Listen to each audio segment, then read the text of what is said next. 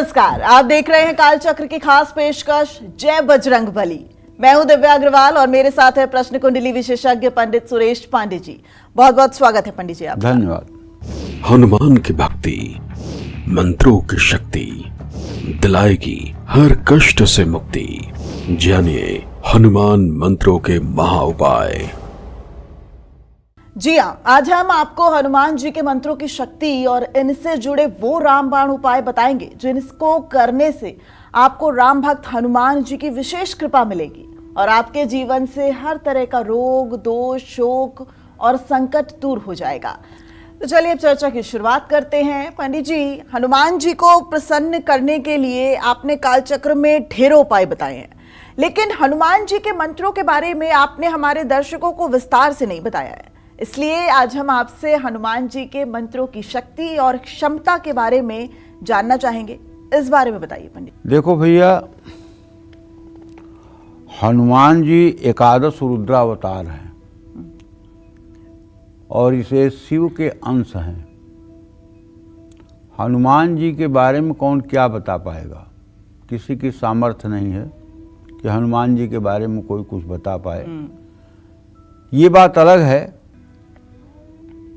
कि हनुमान जी स्वयं स्थान स्थान पर इतने विनम्र हो जाते हैं, इतने सरल हो जाते हैं, इतने सहज हो जाते हैं कि अगर मानव उनके चरित्र से प्रेरणा ले तो मानव देवता बन सकता है। गोस्वामी तुलसीदास जी रामचरितमानस में हनुमान जी को लिखते हैं ज्ञानी नाम अग्रगण्यम। ज्ञानियों में अग्रगण्य मतलब अगर ज्ञानियों का समूह हो तो उसमें सबसे आगे कौन? हनुमान। अतुलित बल धामम, अतुलित बल के धाम। हेम शैलाभ देहम दनुजवनु कृषान ज्ञानी नाम अग्रगण्यम। सकल गुण निधानम वानराणाम धीशम रघुपति प्रिय भक्तम वातजातम नमामि। और वो हनुमान जी जब लंका में जाते हैं और विभीषण उठकर उनके पास आता है, प्रणाम करता है, तो अपना परिचय देते हैं हनुमान जी। असमय अधम सखायरु मोहु पर रघुवीर। अस कही कपि गद गद भयो भर्यो बिलोचन नीर। अपने को अधम कह रहे हैं कि मैं अधम हूँ। ज्ञानी नाम अग्रगण्यम सकल गुण निधानम वानराणाम धीशम। वो अपने को क्या कह रहे हैं? अधम। ये है सरलता, ये है दैन्यता और यही प्रिय है प्रभु को। एक बार प्रभु श्री राम ने पूछा कि हनुमान विपत्ति कब होती है? तो हनुमान जी ने जानते हो क्या कहा? जब तव सुमिरन भजन न होई। जब आपका सुमिरन भजन न हो तो समझ लेना चाहिए विपत्ति आ गई है। यही विपत्ति है। और जब तक आपका सुमिरन भजन हो रहा है तब तक कोई विपत्ति नहीं। जानती हो, हनुमान जी को बिना बल याद कराए उनको बल याद नहीं होता है। हनुमान जी जब माता जगतजननी जगदम्बा जानकी की खोज कर रहे थे तो सभी बंदरों को बहुत तेजी से प्यास लग गई और सब प्यास के मारे मरने लगे। हनुमान जी ने एक टीले पर चढ़ कर के देखा तो एक गुफा में से पंछी निकल रहे थे और उनके पंखों से पानी झड़ रहा था।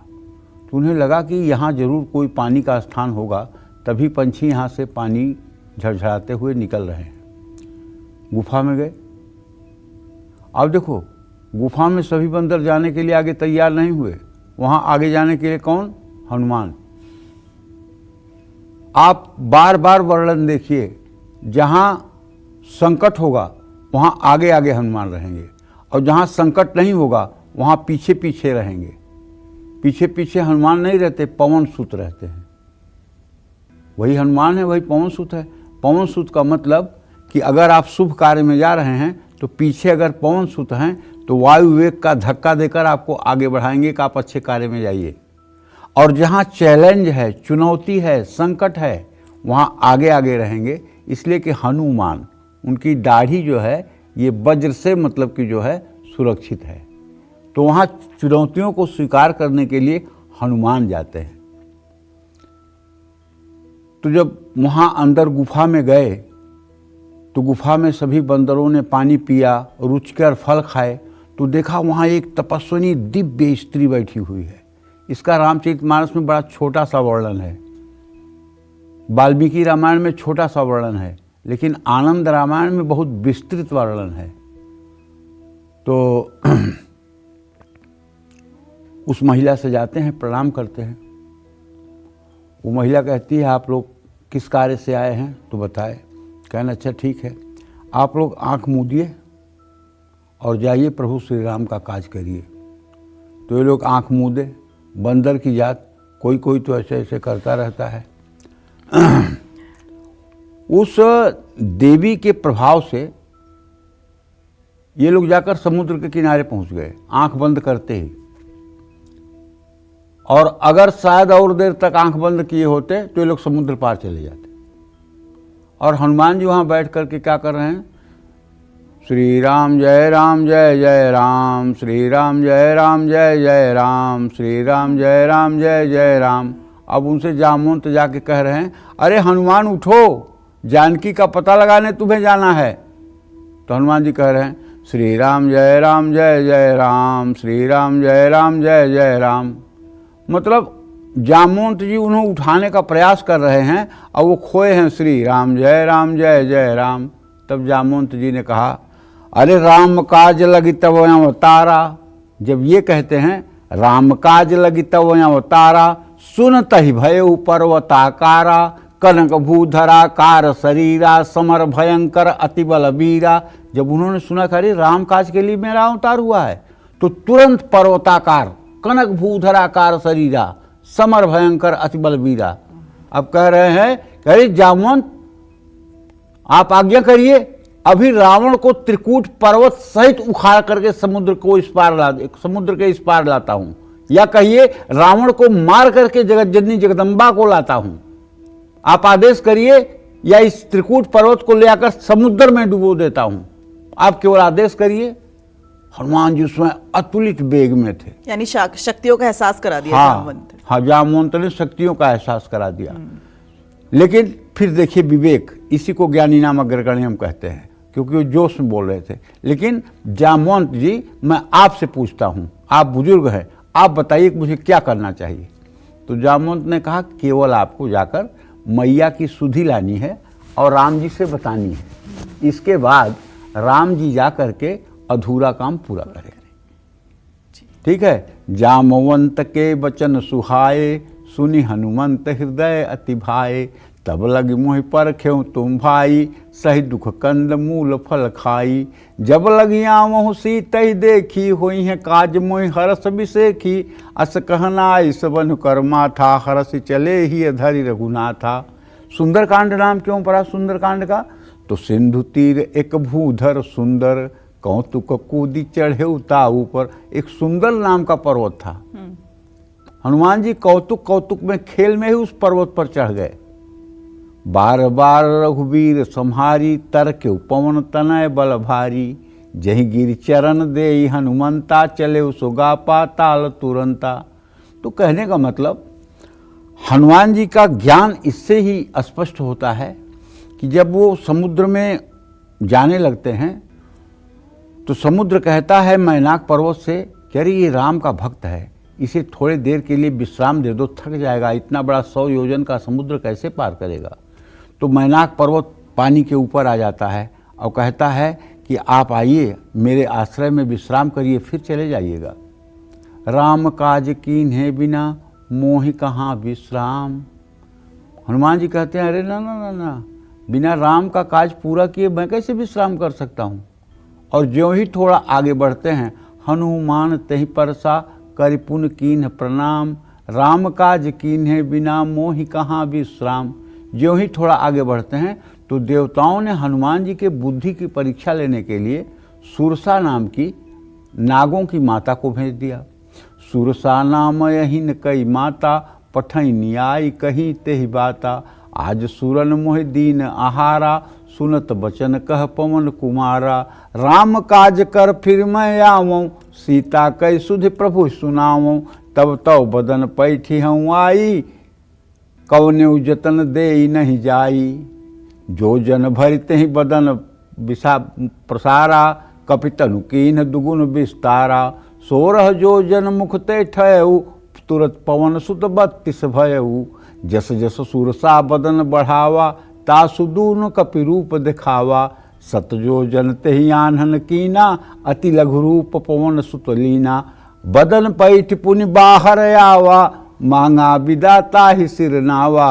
राम काज तुम करिबो सब बल बुद्धि निधान, आशीष दे गई सो हर्ष चले हनुमान। तो हनुमान जी कहते हैं कि देखिए माता, मैं आपके शरीर में प्रवेश भी कर गया और आपके शरीर से निकल भी गया, तो अब तो मैं आपका पुत्र हो गया, अब आशीर्वाद दीजिए, आगे चलूं। तो सुरसा ने आशीर्वाद दिया और आगे बढ़े। तो आगे लंक मतलब कि निश्चर एक सिंधु महरही, करी माया नभ के खग हई। जीव जंतु जे गगन उड़ाही, जल बिलो की तिन कई परछाही। गहई छाह सक सो न उड़ाई, यही विधि सदा गगन चर खाई। समुद्र के ऊपर जितने जीव जंतु उड़ते थे या चलते थे, सबकी छाया को ग्रहण करके उसके अंदर इतना गुरुत्वाकर्षण था कि वो सबको खींच करके और नष्ट कर देता था। तो हनुमान सोई छल हनुमान कह कीन्हा, तासु कपटिस कपितुर तहि चिन्हा। ताहि मारी मारुत सुत बीरा, बारिधि पार गयो मति धीरा। तो हनुमान जी ने उसको भी तुरंत खत्म किया और जा करके लंका में उन्होंने प्रवेश किया। तो हनुमान जी ज्ञानी नाम अग्रगण्य हैं और बड़े ही मतलब कि सहज हैं, बड़े ही सरल हैं और तत्काल अपने भक्तों के ऊपर कृपा करते हैं। और दिन भर में कम से कम मुझे जो जानकारी है 10 लाख बार हिंदुस्तान में रोज कम से कम 10 लाख बार हनुमान जी प्रकट होते हैं। जैसे आप हनुमान चालीसा का पाठ कर रहे हैं, किसी संकट में हैं तो किसी वृद्ध के रूप में, किसी युवा के रूप में, किसी युवती के रूप में आकर के आपकी मदद करके चल देंगे। कहीं आप ऐसे निर्जन में विपत्ति में पड़े हुए हैं और आपने हनुमान को याद किया तो वहाँ किसी न किसी रूप में आपकी सहायता करके चल देंगे। ऐसे लाखों बार, 10 लाख बार कम से कम हिंदुस्तान में अपने भक्तों के लिए उपलब्ध रहते हैं। अब एक छोटी सी बात बताऊं, जब गोस्वामी तुलसीदास जी थे और रामचरितमानस की रचना की, 77 वर्ष की उम्र में रामचरितमानस की रचना गोस्वामी जी ने की थी। उस समय गोस्वामी जी की उम्र कितनी थी? 77 साल। ध्यान दो, उम्र क्यों बता रहा हूं, आगे कथा में सुनने को मिलेगा। अच्छा। तो एक दिन गोस्वामी जी कथा कह रहे थे, खूब भीड़ बैठी थी और एक तांगा, जिसको मतलब कि तांगा कहते हैं, घोड़े से जो चलता है, उस पे एक सुंदरी स्त्री, 2-4 मतलब कि बाजा वोजा बजाने वाले जा रहे थे और सुंदरी स्त्री ने देखा कि तुलसीदास जी गोस्वामी जी कथा कह रहे हैं। वो तुरंत मतलब कि कूद करके आई और बोली, अरे पंडित जी, बलैया जाऊँ आपके, आप कहाँ हैं? इतने दिन से कोठे पे नहीं आ रहे हैं। गोस्वामी जी हक्के बक्के रह गए। अब जनता ने सोचा, अच्छा तो ये इतनी कथा कहने वाले वेश्या के घर भी जाते हैं। तो आधी भीड़ उठ करके चली गई तुरंत और गोस्वामी जी कथा कहने लगे। फिर दूसरे दिन वो मतलब कि जो है शराब निकालने वाले जो होते हैं, वो अपना शराब का हांडी वाड़ी लेके जा रहे थे। देखे आए और गोस्वामी जी को प्रणाम किए, बोले आजकल महाराज जी मंगा नहीं रहे हैं सेवा में और थोड़ा पैसा भी बकाया है आपके ऊपर, जो आपने पिया है तो उसको आप दे नहीं रहे हैं। तो गोस्वामी जी प्रणाम किए और वो चला गया। तो फिर आधी जनता और उठ के चली गई। तीसरे दिन एक आदमी 3-4-5 बकरियां लेके जा रहा था। देखा, अरे महाराज आप यहाँ, आजकल महाराज आपकी सेवा नहीं हो पा रही है, कुछ आप मंगा नहीं रहे हैं। सबने कहा, अच्छा तो ये वेश्या के कोठे पे भी जाता है, शराब भी पीता है और मांस भी खाता है। अब इसकी कथा में कोई न रहेगा। सब उठ के चले गए, कोई न बचा, एक बचे। तो गोस्वामी जी ने कहा, भैया जब सब लोग चले गए आप क्यों बैठे हो, आप भी जाओ। तो बोले, मैं क्यों जाऊँ, कथा तो मेरे लिए ही हो रही है ना, मैं हनुमान हूँ। और ये कलयुग के तीनों रूप थे। आज से मैं वचन देता हूँ, पवन पुत्र हनुमान आज से आपको वचन देता है, जहाँ आपकी राम कथा होगी वहां कभी कलयुग प्रवेश नहीं करेगा, नहीं करेगा, नहीं करेगा। वाह। और तब से आज तक जहां राम कथा होती है वहां हनुमान रहते हैं और वहां कलयुग का प्रवेश नहीं होता है, नहीं होता है, नहीं होता है। ये है हनुमान जी की अपने भक्तों के प्रति निष्ठा, शक्ति और उनका स्नेह, उनका दुलार, उनका आदर। वो तो आप राम नाम कह दो तो आपके अधीन हो जाएंगे। राम नाम कह दो, मंत्रों की तो बात जाने दो, तो पंडिताई है। पंडित जी लोग अपना प्रोफेशन चलाने के लिए जितना बड़ा मंत्र बोलेंगे उतनी बड़ी दक्षिणा, जितना देर तक संकल्प बोलेंगे उतनी बड़ी दक्षिणा। ये सब तो द्रव्योपार्जन के लिए। लेकिन अगर हनुमान को प्रसन्न ही करना है तो राम राम बोल दो ना, वो आपके पीछे पीछे घूमने लगेंगे। जैसे राधा राधा कहने पे कृष्ण भागने लगते हैं पीछे पीछे, वैसे राम राम कहने पे हनुमान जी पीछे पीछे भागने लगते हैं। लेकिन हाँ, जरूरत है, जानकारी है, मैं बताना चाहूंगा। नियमित रूप से हनुमान जी का मंत्र जपने से भक्तों के अंदर विनम्रता आती है। जिस भक्त, हनुमान के भक्त में अगर विनम्रता न आए तो हनुमान का भक्त नहीं। और मंत्र क्या है? ओम हं हनुमतये नमः। ऐसा व्यक्ति हर स्थिति में एक विजेता के रूप में उभरता है और चुनौतियों से लड़ने में सक्षम होता है। हनुमान मंत्र के नियमित जप से भूत, प्रेत, बुरी आत्मा, बुरे विचार और बीमारियों से भी मुक्ति मिलती है। हनुमान जी का मंत्र जो है ये साहस को बढ़ाता है, अच्छे स्वास्थ्य को देता है, शारीरिक शक्ति को देता है, सहन शक्ति प्राप्त करने में मदद करता है। हनुमान का मंत्र जो है ये शनि, राहु, मंगल और केतु के अशुभ प्रभाव को तत्काल नष्ट करता है। अगर किसी के जीवन में परेशानियां हैं तो हनुमान जी के मंत्रों का जप करने से निश्चित रूप से कष्ट कम होने लगता है। बजरंगबली के मंत्र से कर्ज और कष्ट दोनों से मुक्ति मिल सकती है। हनुमान जी के मंत्र रोग प्रतिरोधक क्षमता को बढ़ाने की क्षमता रखते हैं। हनुमान जी का मंत्र मजबूत आत्मविश्वास देता है, लंबी आयु प्रदान करता है। हनुमान जी के नियमित मंत्र जप से व्यक्ति के शरीर में सकारात्मक ऊर्जा का संचार होता है। मंत्र के जप से मृत्यु के भय से भी मुक्ति मिलती है, इसमें कोई संदेह नहीं है। लेकिन हनुमान की उपासना में आपको अपने चरित्र पर विशेष ध्यान देना होगा। मैं ये नहीं कह रहा हूँ कि आप गृहत्यागी होकर के ब्रह्मचारी बन जाइए। मैं ये कह रहा हूँ कि आप अपने गृहस्थ जीवन में रहते हुए, गृहस्थोचित मर्यादा में रहते हुए हनुमान जी की अगर उपासना करेंगे तो हनुमान जी की कृपा सदैव आप पर बनी रहेगी। गृहस्थोचित मर्यादा जो है उसके अनुसार अगर आप अपना जीवन और अपना जीवन निर्वाह करेंगे तो हनुमान जी सदैव आपके साथ हैं। और हनुमान जी को प्रसन्न करने के लिए तो राम कह देना ही हनुमान जी आपके पीछे हो जाते हैं। ये तो भक्तों के भक्त हैं। भगवान राम जब जाने लगे बैकुंठ तो सारे अयोध्यावासी आकर के यमुना में खड़े हो गए कि हम भी चलेंगे, हम भी चलेंगे, हम भी चलेंगे। वो धोबी भी खड़ा हो गया जिसने मां जानकी के ऊपर आरोप लगाया था। जनता मार मार के उसको बाहर निकालने लगी, भाग, तू नहीं जाएगा साथ में। राम जी की तरफ देखा उसने, राम जी को दया आई, रोने लगा। राम जी ने उसे बुला के अपने बगल में खड़ा कर लिया, कहा नहीं तू भी चलेगा। और सब लोग बैकुंठ गए। जितने अयोध्यावासी थे सबके लिए बैकुंठ का द्वार खुला था। फटाफट फटाफट फटाफट सब लोग बैकुंठ में चले गए। लेकिन जब धोबी की पारी आई तो बैकुंठ का द्वार बंद हो गया। क्यों भैया? इसलिए कि अगर प्रभु श्री राम बैकुंठ के मालिक हैं तो बैकुंठाधीश्वरी किशोरी जी हैं, सीता जी हैं, और उनके अपराधी को कैसे प्रवेश मिलेगा? तब प्रभु श्री राम ने किशोरी जी से प्रार्थना करके और उस धोबी के लिए वैकुंठ का द्वार खुलवाया था। कहने का मतलब ये है कि देखिए, हनुमान जी के प्रति आपकी श्रद्धा हो जाए, हनुमान जी के प्रति आपका विश्वास हो जाए, तो हनुमान जी कोई बहुत मंत्र वंत्र के भूखे नहीं हैं, ये भाव के भूखे हैं, ये आपके साथ हो जाएंगे। मैं यही कहना चाहता हूँ। जय मां विंध्यवासिनी। तो हनुमान जी की ताकत का एहसास तो पंडित जी ने करवा दिया, साथ ही सहजता का वर्णन भी बहुत ही खूबसूरत तरीके से पंडित जी ने किया है।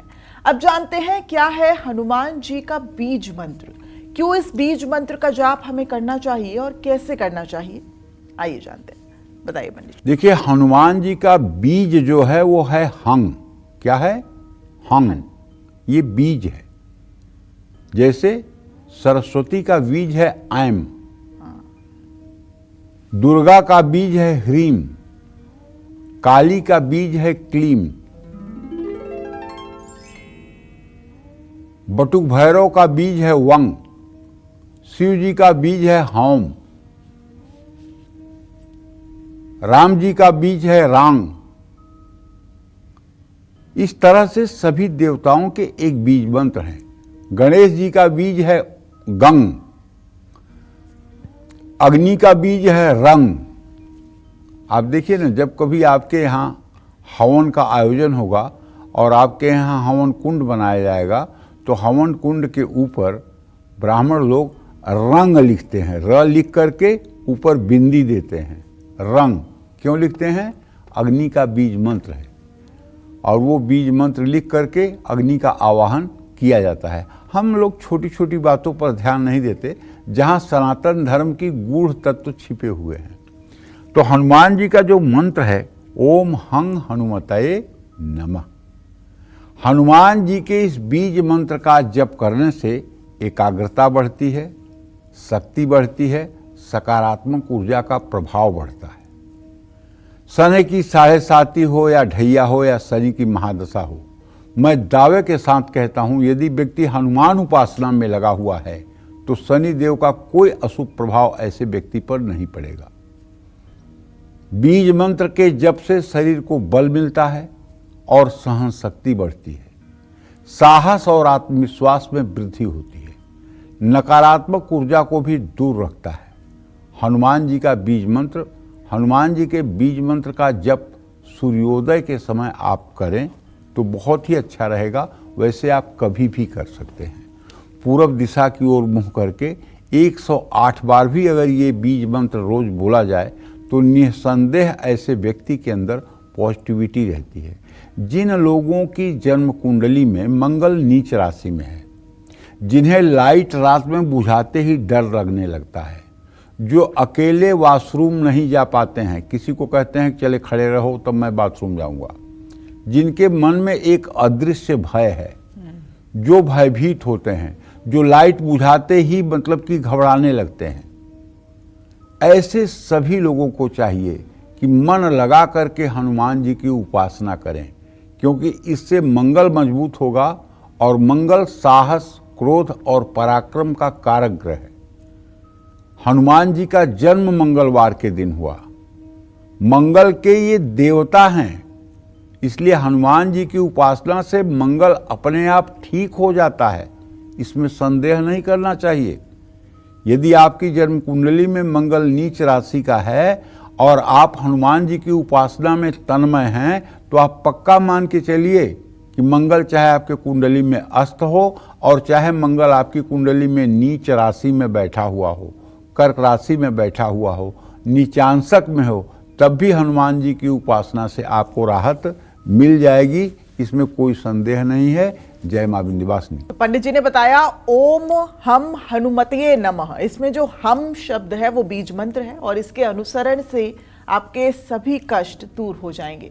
चलिए अब जल्दी से जानते हैं पंडित जी से कि हनुमान जी का मूल मंत्र कौन सा है, क्या है इस मूल मंत्र के जाप से हमारी परेशानियों और संकट दूर हो सकते हैं। आइए जानते हैं पंडित जी, अब मूल मंत्र के बारे में बताइए। हनुमान जी का स्मरण करने से, केवल स्मरण करने से सारे संकटों का नाश हो जाता है। दुनिया का कोई ऐसा संकट नहीं। अरे सोचो ना दिव्या, लक्ष्मण जी के ऊपर संकट आया तो हनुमान जी ने एक क्षण में संजीवनी बूटी ला दिया ना। तो अगर भगवान का संकट वो दूर कर सकते हैं तो फिर हम लोग तो पानी के बुलबुले हैं। जैसे पानी के ऊपर बुलबुले दिखाई देते हैं और कुछ मिनट के बाद फूट जाते हैं, उसी तरह से हम लोग बुलबुले की तरह कुछ समय दिखाई दे रहे हैं। 60, 70, 80 साल की उम्र में बुलबुला फूट जाएगा, इसका कोई अस्तित्व नहीं। न मेरे दादा और मेरे परदादा को कोई जानता है, न कल कोई मुझे जानेगा। ये दुनिया भूलने में बहुत एक्सपर्ट है।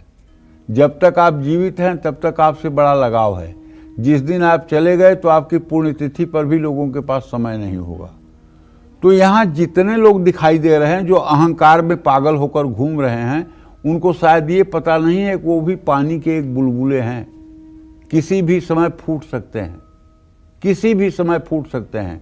ये देहाभिमान, ये शरीर का अभिमान, ये बल का अभिमान, ये पावर का अभिमान, ये पैसे का अभिमान, ये रुतबे का अभिमान, ये सब मूर्खता है, क्षण भर का है, क्षण भंगुर है, सब नष्ट होने वाला है। क्योंकि आप पानी के बुलबुले से बढ़ करके कुछ है नहीं। जानती हो, कमल के पंखुड़ी में सुई इस पार से उस पार चुभाने में जितना समय लगता है उतनी समय की ही मनुष्य की आयु है ब्रह्मा के आयु से। हमारा जब 100 वर्ष होता है तो ब्रह्मा का 1 दिन होता है। तो कहने का आशय ये है कि ये क्षणभंगुर जीवन है। क्षणभंगुर जीवन में ज़्यादा से ज़्यादा समय आदमी को भगवत चिंतन, सदाचारपूर्ण जीवन और सत्कर्म और दूसरों के हित के लिए जीवन जीना चाहिए, और यही कमाई साथ में जाएगी। तो भाई, श्री हनुमताय नमः, इस मंत्र का भी जीवन में अगर कोई भी रुकावट आ रही है तो हनुमान जी के मूल मंत्र का जप आप कर सकते हैं। अगर बार बार असफलता मिल रही है तो भी मूल मंत्र का जप कर सकते हैं। लेकिन एक बात सुन लीजिए कान खोल करके, कल मत कहिएगा कि आपने तो कहा था। 1-2 माला जप करने से कुछ होता नहीं है। 1-2 माला जप करोगे तब तक आप ही का दिमाग स्थिर नहीं होगा। कोई भी मंत्र हो, जब तक वो 24 मिनट कम से कम नहीं जपा जाएगा तब तक उसका कोई पुण्य आपको नहीं मिलने वाला है। कुछ लोग ये कहते हैं कि महाराज जी, हम तो एक माला गायत्री करते हैं, 1 माला नमः शिवाय करते हैं, 1 माला नमो भगवते वासुदेवाय करते हैं, 1 माला श्री रामचंद्राय नमः कहते हैं, एक माला सब करते हैं। अरे करो, बुद्धि भ्रष्ट हुई है तो कोई क्या समझाएगा आपको। 24 मिनट तक जब तक कोई मंत्र नहीं जपा जाएगा तब तक उसका आपके जीवन पर कोई चमत्कारी प्रभाव नहीं होगा। कम से कम 24 मिनट एक मंत्र को अगर आप जपेंगे तब वो आपके 72,000 नस नाड़ियों को पॉजिटिव करेगा। 24 मिनट क्यों कह रहा हूं? इसलिए कि 60 घटी का एक 24 घंटा अहोरात्र होता है, 24 मिनट की 1 घटी होती है।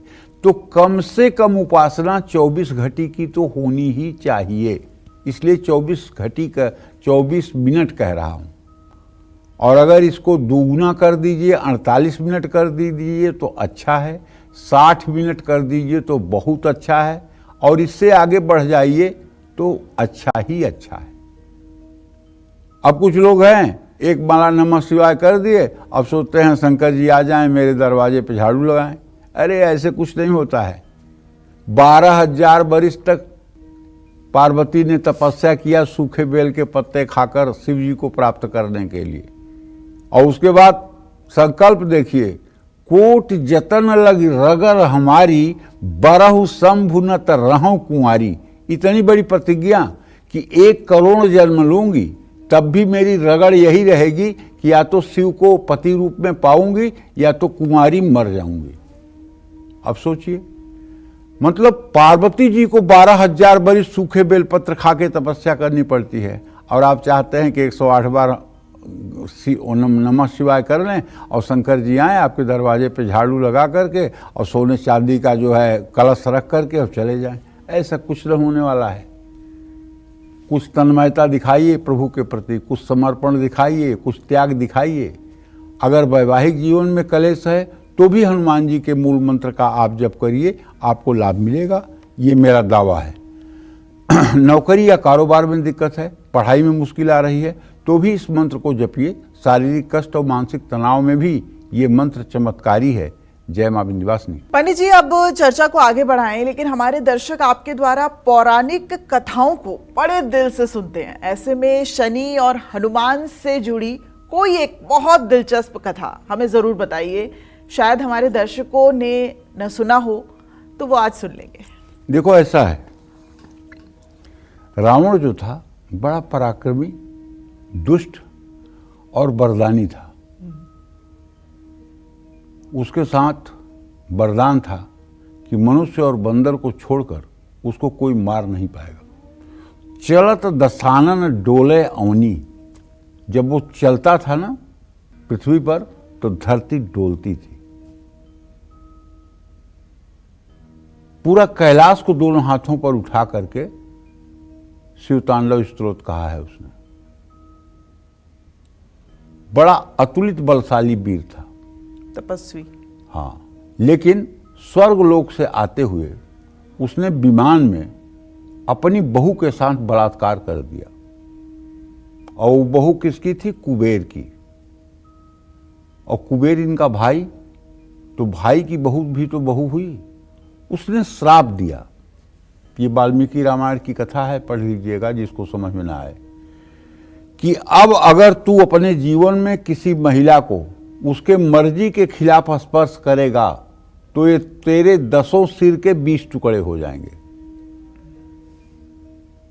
और इस श्राप के डर के मारे उसने किसी पराई स्त्री को गलत तरीके से उसके बाद स्पर्श नहीं किया है।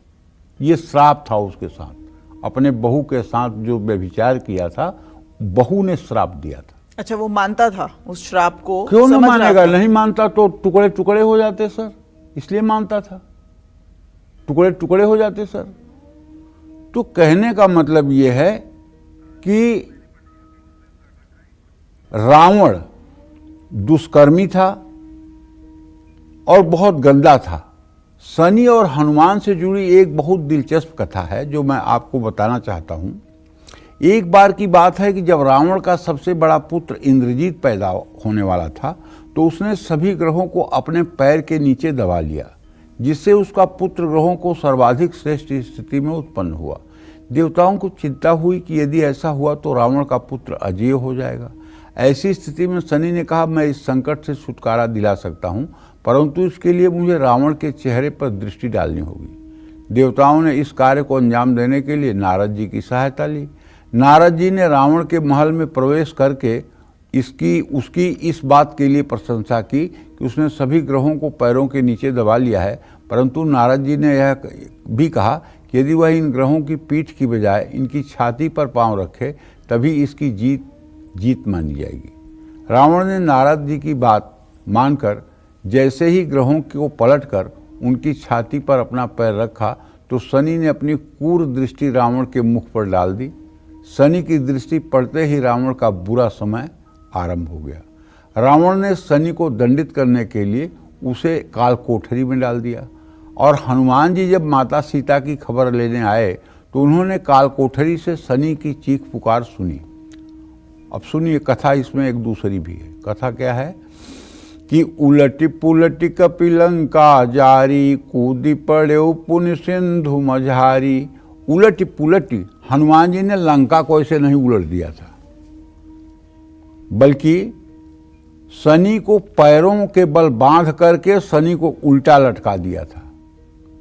और हनुमान जी ज्ञानी नाम अग्रगण्यम हैं। जब शनि की पुकार उन्होंने सुनी तो हनुमान जी ने जाकर के शनि का बंधन खोल करके और शनि का मुंह लंका की तरफ कर दिया। अब जब लंका की तरफ मुंह किया तो शनि की दृष्टि पड़ते ही लंका जल गई। उलटी पुलटी कपि लंका जारी, कूदी परे पुण्य सिंधु मझारी। और उसके बाद हनुमान जी जाके समुद्र में कूद गए। पूंछ बुझाई खोई श्रम, मतलब पूंछ को अपने बुझाया है उन्होंने जाकर के समुद्र में। तो शनि को इस काल कोठरी से जब से मुक्त किया है तब से शनि ने हनुमान जी को ये वचन दिया है कि मैं आपके भक्तों को कभी कष्ट नहीं पहुंचाऊंगा। तभी से शनि प्रदत्त कष्टों के निवारण हेतु हनुमान जी की आराधना की जाती है। जय मां विंध्यवासिनी। आज पंडित जी आपको हनुमान मंत्रों की शक्ति और इनको जपने से होने वाले फायदों के बारे में बता रहे हैं। अब अपनी चर्चा को आगे बढ़ाते हुए बात करते हैं हनुमान गायत्री मंत्र की। इस मंत्र के जाप से आपको क्या कुछ मिल सकता है, आइए जानते हैं। बताइए पंडित। भैया, गायत्री मंत्र, गायत्री छंदसाम मातेत, गायत्री वेदों की माता है और सभी देवताओं का अपना अपना गायत्री मंत्र है। मूल गायत्री मंत्र तो आप जानते ही हैं, ओम भूर्भुवः स्वः तत्सवितुर्वरेण्यं भर्गो देवस्य धीमहि धियो यो नः प्रचोदयात्। लेकिन हर देवताओं का अपना एक गायत्री है। तो जैसे हनुमान जी की गायत्री क्या है? ओम आंजनेयाय विद्महे वायुपुत्राय धीमहि तन्नो हनुमत प्रचोदयात्। हनुमान गायत्री मंत्र का जप करने से संतान सुख की प्राप्ति होती है। शनि की 7.5 में हनुमान गायत्री मंत्र का जप जरूर करना चाहिए। ये मंत्र दुर्घटना से रक्षा करता है। और सबसे बड़ी बात है कि अगर किसी के ऊपर कोई आत्मा का दोष है, भूत प्रेत की तगड़ी बाधा है, या भूत प्रेत आपके साथ आप अप्राकृतिक कर्म करते हैं। अप्राकृतिक कर्म का मतलब आप समझते होंगे जो इसके पेशेंट हैं, मतलब वो कर्म जो मनुष्य करते हैं, वो कर्म यदि आपके साथ कोई आत्मा करती है और आप बहुत जगह का चक्कर लगा चुके हैं लेकिन कहीं आपको लाभ नहीं मिला है, आपने बहुत जगहों पे जाकर के सर झुकाया, बहुत ज्ञानी विद्वान लोगों के पास आप गए, ढेर सारे आपने उपाय किया लेकिन आपको लाभ नहीं मिला। तो मैं आज आपको बताता हूँ एकदम सटीक विधि। यदि आपके साथ आप महिला हैं, महिलाओं को ही ये ज़्यादा होता है, और ब्रह्म पिचास की स्थिति आपके ऊपर है, आपके साथ अप्राकृतिक यौनाचार होता है और आप इसके कारण हर समय बीमार रहती हैं, पति का स्पर्श आपको जहर लगता है, तो आपको चाहिए कि ओम भूर्भुवः स्वः तत् सवितुर्वरेण्यं भर्गो देवस्य धीमहि धियो यो नः प्रचोदयात्। ये जो गायत्री मंत्र है, इसका 3 माला सूर्योदय के समय आप नहा करके जप कर लीजिए और 4 बड़ा चम्मच गाय का घी, 1 चम्मच शहद, 1 चम्मच घी चीनी और 1 चम्मच काला तिल, ये किसी कटोरी में मिलाकर चांदी के चम्मच से 108 बार गायत्री मंत्र से हवन कर दीजिए। ये उपाय लगातार आप 125 दिन तक करिए। मैं दावे के साथ कह सकता हूँ आपको इस महान, ये इतना घोर यातनामय कष्ट है कि जिनके ऊपर ये बीतती है उनसे पूछिए। हमसे तो आए दिन ऐसी महिलाओं का मुलाकात होता है, वो कितने कष्ट में रहती हैं, वो जीना नहीं चाहती हैं, इतनी नरक भरी जिंदगी से वो बाहर निकलना चाहती हैं, मर भले जाएं लेकिन इस ग्लानि भरी जिंदगी से वो निकलना चाहती हैं।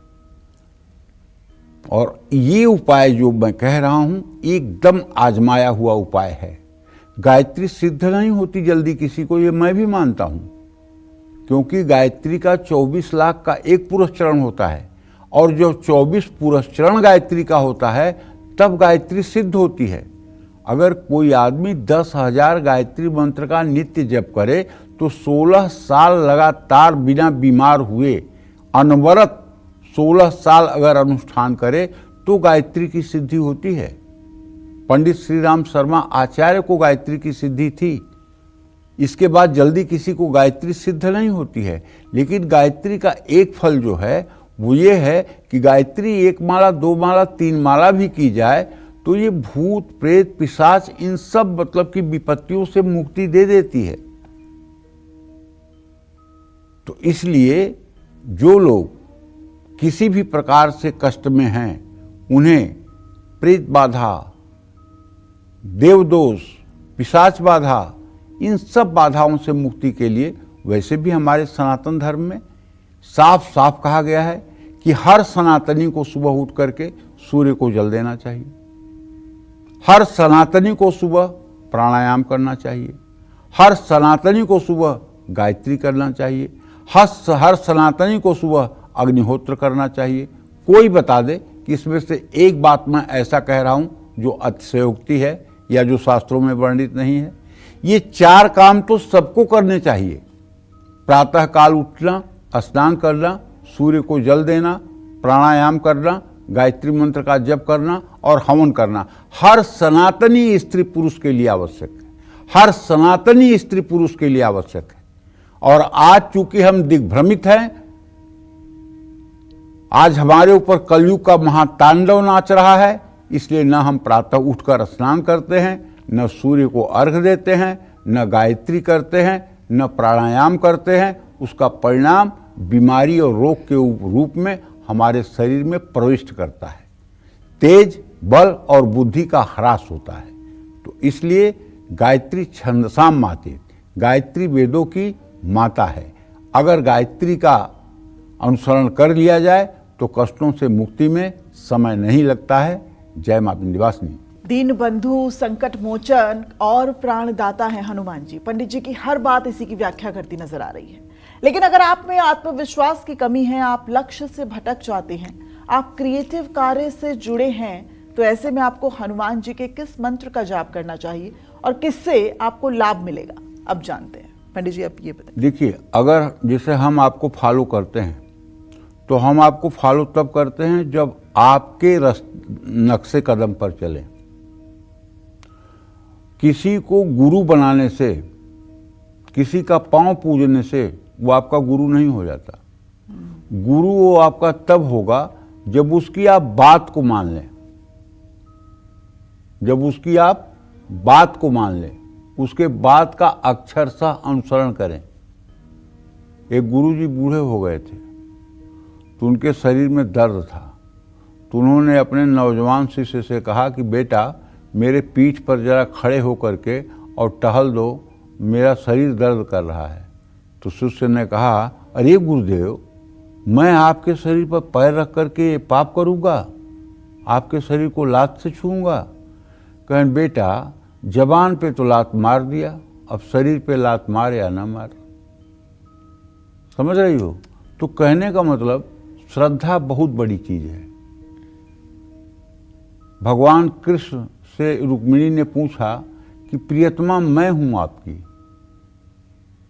पत्नी मैं हूं आपकी, और नाम पूरे संसार में राधा कृष्ण कहा जाता है, रुक्मिणी कृष्ण नहीं कहा जाता है।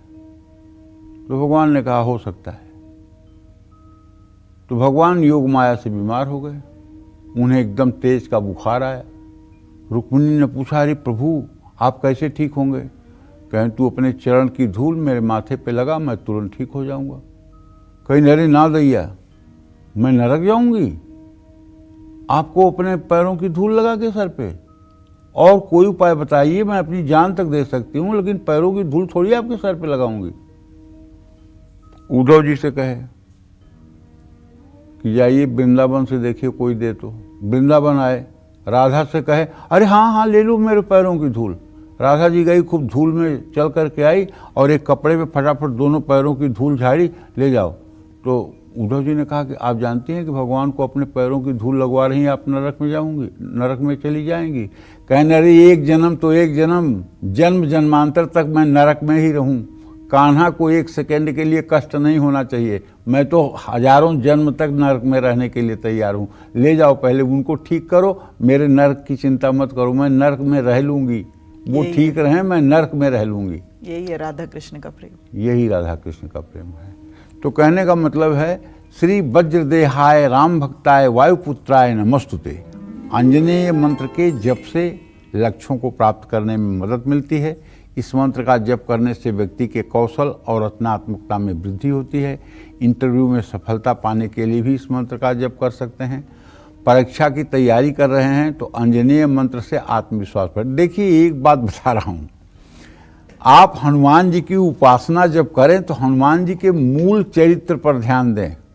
मूल चरित्र हनुमान जी का क्या है? मूल चरित्र ये है कि जब वो एक मिशन के लिए निकलते हैं, सीता का पता लगाने के लिए, ये एक मिशन है, एक उनका लक्ष्य है कि हमें जगत जननी जगदम्बा माँ सीता का पता लगाना है।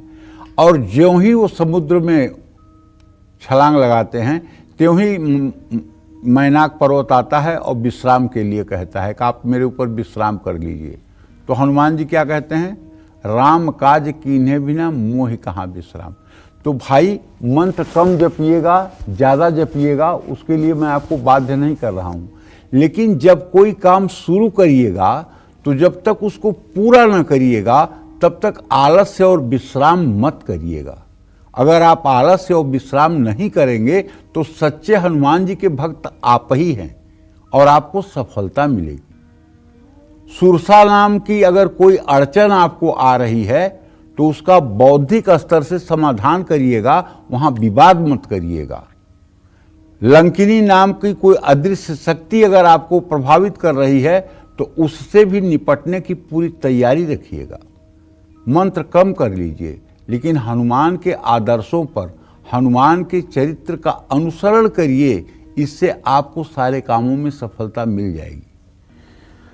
अंजनेय मंत्र का जप गुरुवार को करना उत्तम है। इस मंत्र का जप पूर्व दिशा की ओर मुंह करके कम से कम 11 माला जरूर करनी चाहिए। जय मां विंध्यवासिनी। चलिए चर्चा को आगे बढ़ाते हैं। अब अगर आपको हमेशा डर लगा रहता है, आप डिसीजन लेने में कंफ्यूज रहते हैं, मन शांत रहता है, तो ऐसे में आपको बजरंग बली के किस मंत्र का जाप करना चाहिए, अब जानेंगे पंडित जी से। पंडित जी, मनोजवम मारुततुल्य वेगम जितेन्द्रियम बुद्धिमतां वरिष्ठम वातात्मजं वानरयूथ मुख्यम श्रीरामदूतम शरणं प्रपद्ये। ये राम रक्षा स्तोत्र से लिया गया है। इस मंत्र का जप से हनुमान जी अपनी शरण में आपको ले लेते हैं। इस मंत्र का जप करने से व्यक्ति की बुद्धि में सकारात्मक बदलाव आते हैं, क्रोध घटता है, मन शांत होता है और किसी भी तरह का भय नहीं रहता है। व्यक्ति में समझदारी बढ़ती है, निर्णय लेने की क्षमता मजबूत होती है। ये मंत्र व्यक्ति को अहंकारी और स्वार्थी नहीं होने देता, मन और मस्तिष्क के बीच संतुलन बनाए रखता है। ये मंत्र 40 दिनों तक नियमित इस मंत्र का जप करने से बहुत लाभ मिलता है। मैं तो कहूँगा कि रोज इस मंत्र का एक बार तो कम से कम पाठ होना ही चाहिए। मनोजवम मारुततुल्य वेगम जितेन्द्रियम बुद्धिमतां वरिष्ठम वातात्मजं वानरयूथ मुख्यम श्रीरामदूतम शरणं प्रपद्ये। ओम हं हनुमतये नमः। हनुमान जी का केवल हृदय में चिंतन हो जाए, हनुमान जी का केवल हृदय में चिंतन हो जाए, राम दरबार का हृदय में चिंतन हो जाए, वहीं हनुमान जी विराजमान हो राम जी के पास में, तो बस क्या पूछना है। ये जन्म, अगला जन्म, जन्म जन्मांतर सब सध जाएगा। केवल मानसी पूजा में एक बार राम जी, सीता जी, लखन जी के साथ आप हनुमान जी को अपने हृदय में इमेजिन करके तो देखिए। अगर आपने अयोध्या में रामलला का जो अभी विग्रह स्थापित हुआ है, उस विग्रह को आपने देखा होगा, YouTube पे देखा होगा, गूगल पे देखा होगा, अगर वही चित्र बार बार अपने हृदय में आप ध्यान करें तो आप बहुत थोड़े दिनों के अंदर ही बहुत अच्छे साधक बन जाएंगे। जय मां विंध्यवासिनी। अब बताएंगे आपको कि अगर विरोधी हर वक्त आपको परेशान करते हैं, आप पैसों को लेकर मुश्किल में फंस जाते हैं, आप हर काम में असफल हो जाते हैं, ऐसे में आपको मारुति के किस मंत्र का जाप करना चाहिए, जल्दी से जानेंगे पंडित जी से। तुमस्मिन् कार्य निर्योगे प्रमाणम हरिसत्तमा हनुमान यात्मास्तायाम दुखम क्षयम करो भव। ये वाल्मीकि रामायण का मंत्र है। इसका नाम जब सीता माता ने तब किया था जब हनुमान अशोक वाटिका पहुँचे थे। आपके काम लंबे समय से अगर रुके हुए हैं, काम करने का तरीका आपको समझ में नहीं आ रहा है, अपने जीवन में आप धन और सफलता आकर्षित करना चाहते हैं, विरोधियों से खुद की रक्षा करना चाहते हैं, लेकिन विरोधियों को किसी भी तरह का नुकसान पहुंचाना नहीं चाहते हैं, तो तुमस्मिन् कार्य निर्योगे प्रामाणिकम हरिसत्तमा हनुमान यात्मास्ताम दुख क्षय करो भव। इस मंत्र का जप कम से कम 24 मिनट जरूर करना चाहिए। जय मां विंध्यवासिनी। मंगल के अशुभ प्रभावों को दूर करने के लिए और इस तरह की या हर तरह की टेंशन से मुक्त होने के लिए महावीर के किस मंत्र का जाप करना चाहिए, जानते हैं पंडित जी। अंजनी गर्भ संभूतम कपिद्रव्य सचिवोत्तमम राम प्रियम नमस्तुभ्यम हनुमानम रक्ष सर्वदा। मंगल के अशुभ प्रभाव आप पर अगर हैं तो इस मंत्र का जप करिए। ये मंत्र डिप्रेशन, एंजाइटी और तनाव से बचाता है। घर से बाहर निकलने से पहले इस मंत्र का जप करें। शनिवार को इस मंत्र का जप जरूर करना चाहिए। जय मां विंध्यवासिनी। पूरी शक्तियां, बीमारियां और परेशानियों से बचने के लिए अंजनी पुत्र के किस मंत्र का जाप करना चाहिए, अब बताएंगे पंडित। ओम नमो भगवते आंजनेयाय महाबलाय स्वाहा। इस मंत्र से अगर 108 आहुति सुबह शाम घर में हवन दी जाए तो घर में वास्तु दोष और अगर कोई निगेटिव एनर्जी है, छम छम की कोई आवाज़ सुनाई देती है या पायल की आवाज़ सुनाई देती है रात में, या रात में कुछ आपको अनुभव होता है कि कोई तो है घर में, तो अगर इस मंत्र से हवन करना शुरू कर दिया जाए 108 बार सुबह शाम, तो आप देखेंगे कि 40 दिनों के बाद ये सारी समस्या आपकी समाप्त हो जाएगी। इस मंत्र का जप बीमारियों से भी बचाता है, बुरी आत्मा और जीवन में अन्य प्रकार की परेशानियों को दूर करता है। इस मंत्र का कहीं से भी पाठ किया जा सकता है और यह मंत्र तुरंत काम करता है। यह मन को स्थिरता प्राप्त करने में भी मदद करता है। इस मंत्र को जप करने के बजाय मंत्र को सुनने से भी मन शांत होने में मदद मिलता है और अच्छी नींद आती है। यह मंत्र मनुष्य में साहस और शक्ति प्रदान करता है। जय मां विंध्यवासिनी। अगर आपके जीवन में सुख समृद्धि की कमी है, अगर आपका समय खराब चल रहा है, तो ऐसे में आपको बजरंग बली के किस मंत्र का जाप करना चाहिए, जानेंगे पंडित जी से, बताइए पंडित। ओम नमो हनुमते रुद्रावताराय सर्वशत्रु संहारणाय सर्वरोग हराय सर्ववशीकरणाय रामदूताय स्वाहा। इस मंत्र के पठन से मनुष्य को सर्व रोगों से मुक्ति मिलती है तथा शत्रुओं पर विजय प्राप्त होती है। हनुमान जी बुरे वक्त की मार से रक्षा करते हैं और समय को आपके अनुकूल और सुख समृद्धि से भर देते हैं। ये मंत्र बड़ा ही अचूक और कलयुग में तो पूर्ण रूप में चमत्कारिक है। लेकिन एक बात बताना चाहता हूँ, अगर कोई बहुत बड़े मकड़ जाल में दुश्मनी के आप फंसे हुए हैं और आपका दुश्मन सहस्रा बाहु की तरह है, मतलब कोई साधारण नहीं है, बहुत पावरफुल है, बहुत पैसे वाला है, बहुत पहुंच वाला है, बहुत ताकत वाला है, बाहुबली है, उसके सामने आप कहीं नहीं टिकते हैं। तो आपको चाहिए कि आप काशी बनारस में जाइए और वहाँ के 5 वैदिक ब्राह्मणों से लांगूल स्त्रोत का 5 दिनों में 1100 पाठ करवाइए। लांगूल स्त्रोत सभी पंडित जी लोग जो पंडिताई कर रहे हैं, यहाँ वहाँ कथा पूजा कर रहे हैं, नहीं पढ़ सकते। बहुत कठिन वेद की तरह लिखा हुआ है, सब नहीं पढ़ सकते, इस बात को मैं कह रहा हूँ। तो जो वेद पढ़ा होगा वो पढ़ेगा।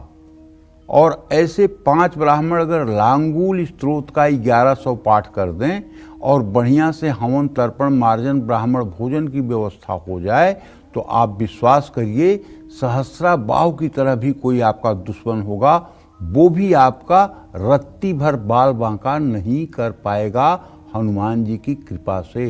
हनुमान जी का लांगूल स्त्रोत कलयुग में ब्रह्मास्त्र है। जय मां विंध्यवासिनी। तो हनुमान मंत्रों के बारे में तो पंडित जी ने आपको बता दिया, लेकिन हनुमान मंत्रों की सही जाप विधि क्या है ये जानेंगे पंडित जी से। अलग अलग हनुमान मंत्रों की तो बात हो गई, अब इन मंत्रों को जपने की सही विधि क्या है, आइए जानते हैं पंडित जी से। पंडित जी विधि बताइए। देखिए, सुबह जल्दी उठिए, ब्रह्म मुहूर्त में उठिए, स्नान करिए, सूर्य को अर्घ्य दीजिए, प्राणायाम कीजिए, आसन बिछाकर मन में हनुमान जी का ध्यान करिए हनुमान जी की मूर्ति के सामने बैठकर मंत्र का जप करिए। किसी भी एक मंत्र को चुनिए और उसे कम से कम 24 मिनट तक जप करिए। मंत्र जप रुद्राक्ष की माला से करेंगे तो लाभ मिलेगा। तुलसी की माला के साथ भी हनुमान मंत्र का जप आप कर सकते हैं। मूंगा के माला पर भी हनुमान जी के मंत्रों का जप किया जा सकता है। सुबह या शाम दोनों समय हनुमान मंत्रों का जप किया जा सकता है। मंत्र जप करते समय मांसाहार, तामसिक चीज़ों का सेवन नहीं करना चाहिए और यदि अनुष्ठान कर रहे हैं तो पूर्ण रूपेण ब्रह्मचर्य का भी पालन होना चाहिए। किसी भी मंत्र का ऊंचे स्वर में जप नहीं करना चाहिए। जय मां विंध्यवासिनी। तो पंडित जी, आज हमारे दर्शकों को इतनी महत्वपूर्ण जानकारी देने के लिए आपका बहुत बहुत धन्यवाद। धन्यवाद।